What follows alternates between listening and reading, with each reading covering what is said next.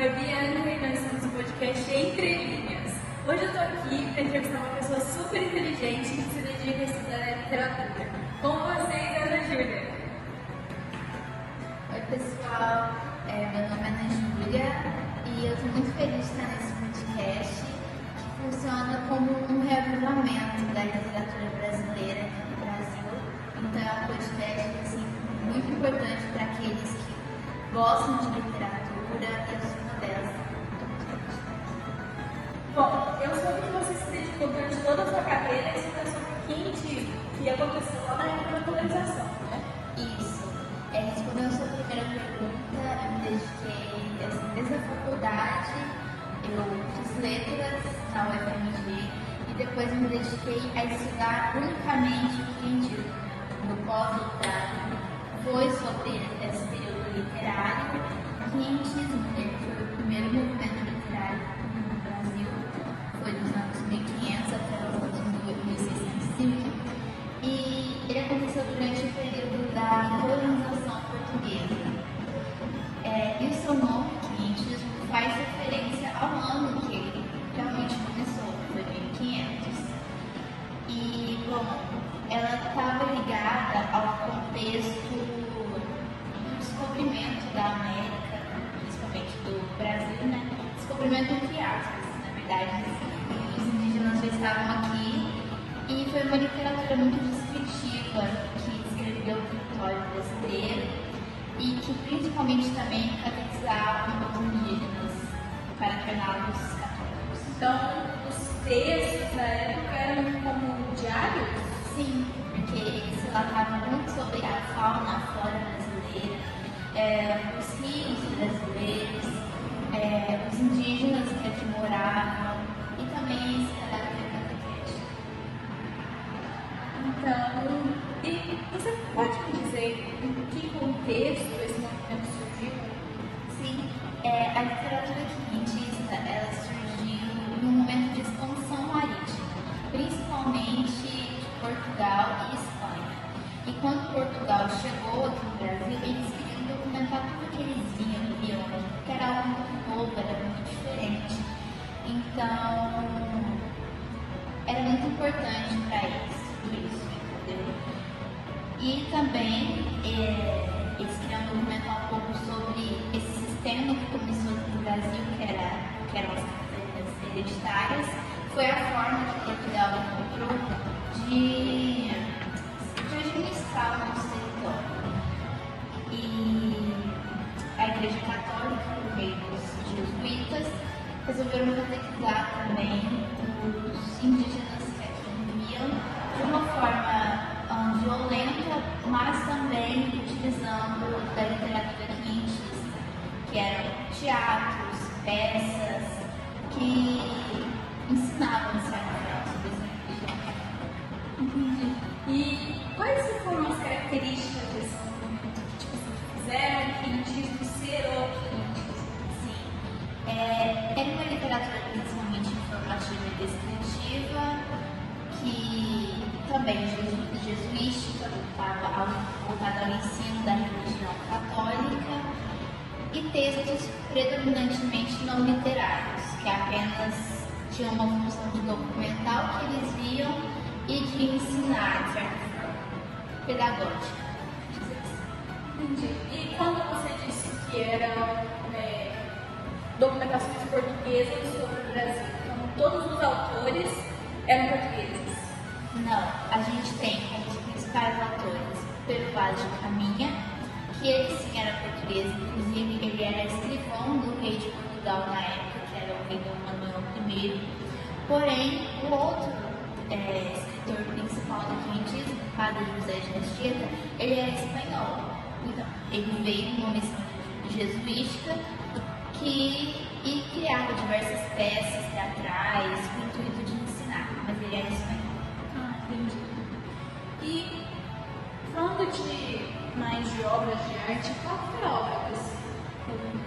obra principal desse A obra período? principal desse período foi a Carta de Pedro Vaz de Caminha, que relatava mais sobre o Brasil, né, a sua fauna, a sua flora, e E eu vou ler aqui um trechinho dela, que é um dos trechos mais conhecidos da obra. Foi escrita em 1500 para o rei para descrever sobre a terra onde ele chegou. Essa terra, Senhor, parece-me a mais formosa que em todo o mundo possa haver. De muito bons ares é ela, assim frios e temperados, como os de entre Douro e Minho, porque neste tempo de agora os achávamos como os de lá. Águas são muitas, infinitas. Em tal maneira é graciosa que, querendo aproveitar, dar-se-á nela tudo, por causa das águas que tem. É nesse trecho, o Pedro Vaz, ele descreve o Brasil como sendo uma terra muito fértil, né, com muitos rios, e enfatizando sempre a beleza e a riqueza. Mas, assim, você vê que são usadas palavras muito difíceis, né? Então, assim, não era qualquer pessoa que conseguia ler na época. Infelizmente, a literatura, antigamente, ela era pouco inclusiva. E até hoje é, infelizmente. Falam para escrever, falam um pouco sobre a beleza do local. Era uma forma deles identificarem a invasão que eles fizeram no Brasil. Então, assim, a gente quer mostrar que é lindo e tal, mas a gente quer, assim, colocar por baixo dos tapetes, e exatamente, e esquecer tudo de ruim que eles fizeram nessa medida. E você falou do padre Anchieta, que tipo de obra que ele escreveu? Obra? O que ele fez? Ele fez muitas peças teatrais, escreveu obras catequéticas mesmo, sabe? Os livros de catequese eram quase todos feitos por ele e foram fundamentais também para a difusão da cultura europeia no Brasil. Entendi. Bom, Ana Júlia, foi muito interessante aprender um pouco mais sobre esse período tão marcante para a sociedade brasileira e eu queria te agradecer muito por arrumar um tempinho para estar aqui com a gente hoje.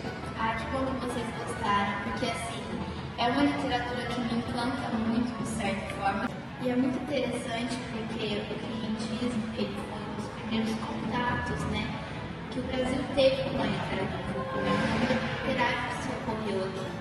Então, foi, como se diz, o começo da literatura aqui no Brasil.